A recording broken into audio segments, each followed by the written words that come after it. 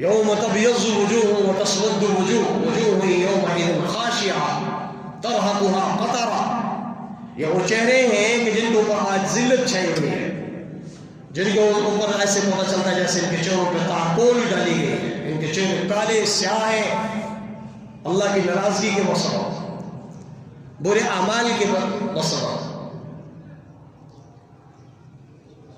فرمایا کے لیے بچھونا بستر نیچے والا بھی وہ بھی جہنم کی آگ کا، اوڑھنے والا بھی جہنم کی آگ کا، لباس بھی جہنم کی آگ کا، پاؤں کے اندر جوتے بھی جہنم کی آگ کا. اور ان جوتوں کی وجہ سے اس کا دماغ ایسے ابلنا جیسے تیز آگ کے اوپر ہنڈیا کا ابلنا. لیکن موت کوئی نہیں کہ مرے، موت کوئی نہیں کہ مر جائے اس تکلیف کی وجہ سے، لیکن شدت ہے، اضافہ ہے، بڑھتی جا رہی ہے مصیبت.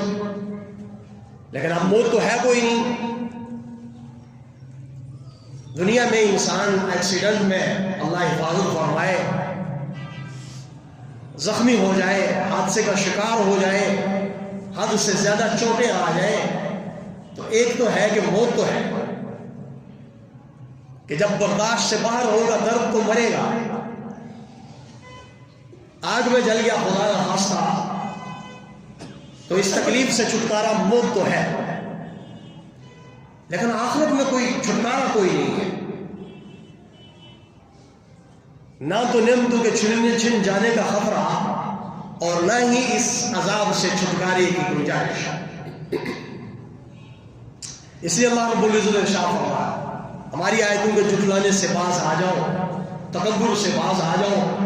یہ تکبر تمہیں زیبا نہیں ہے کہ تم تکبر کرو. وَاسْتَكْبَرُوا عَنْهَا، اور تکبر جیسے عرض کیا کہ یہ مال کا، دولت کا، علم کا، آواز کا، ہر چیز کا تکبر کہ جس کی وجہ سے کسی دوسرے مسلمان کی کمی دل میں آئے، سمجھ لو کہ یہ تکبر کی بیماری مجھے لگ چکی. میں بہتر اللہ معاف فرمائے، اللہ حفاظت فرمائے، اللہ اس سے ہم سب کی حفاظت فرمائے. یہ وہ بیماری ہے کہ جس کا انسان جس کو سمجھ نہیں پاتا، اس تکبر کو انسان سمجھ نہیں پاتا کہ میں